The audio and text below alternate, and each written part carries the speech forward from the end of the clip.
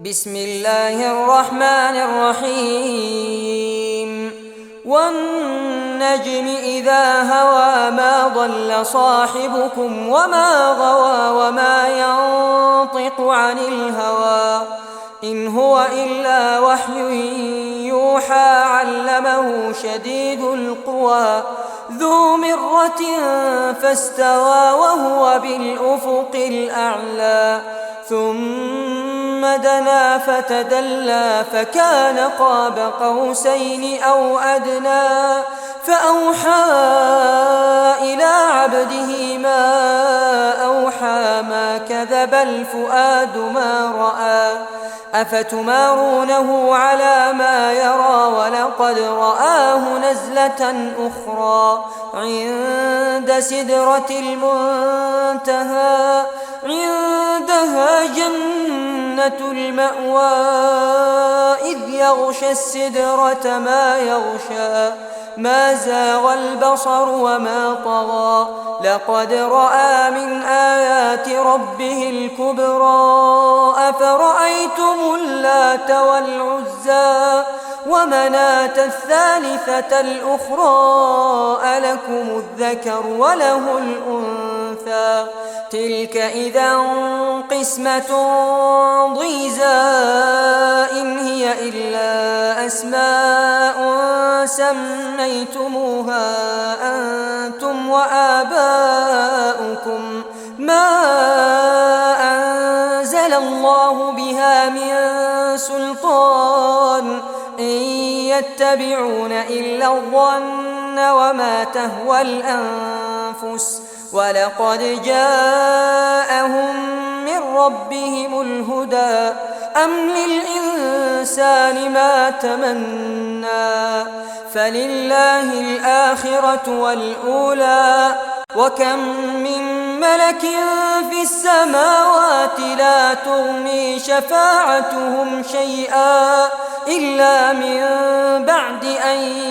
يأذن الله لمن يشاء ويرضى إن الذين لا يؤمنون بالآخرة ليسمون الملائكة تسمية الأنثى وما لهم به من علم إن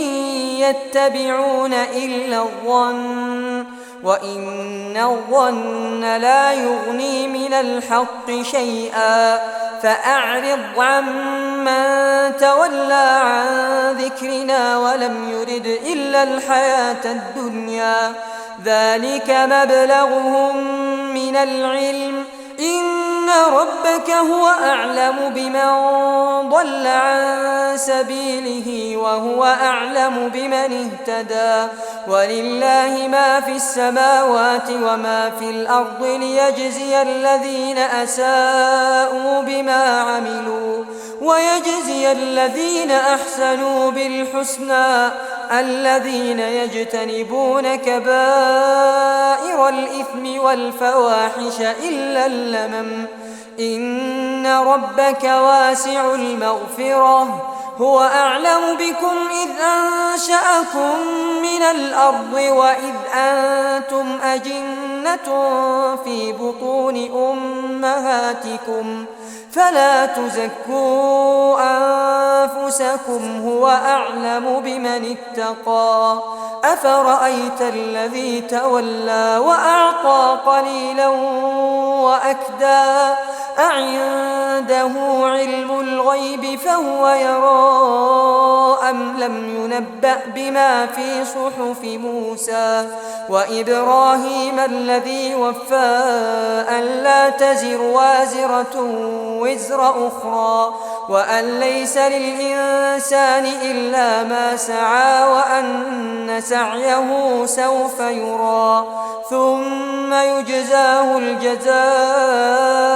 الأوفى وأن إلى ربك المنتهى وأنه هو أضحك وأبكى وأنه هو أمات وأحيا وأنه خلق الزوجين الذكر والأنثى من نطفة إذا تمنى وأن عليه النشأة الأخرى وأنه هو أغنى وأقنى وأنه هو رب الشعرى وأنه أهلك عادا الأولى وثمود فما أبقى وقوم نوح من قبل إنهم كانوا هم أظلم وأطغى والمؤتفكة أهوى فغشاها ما غشا فبأي آلاء ربك تتمارى هذا نذير من النذر الأولى أزفت الآزفة ليس لها من دون الله كاشفة أفمن هذا الحديث تعجبون وتضحكون ولا تبكون وأنتم سامدون فاسجدوا لله واعبدوا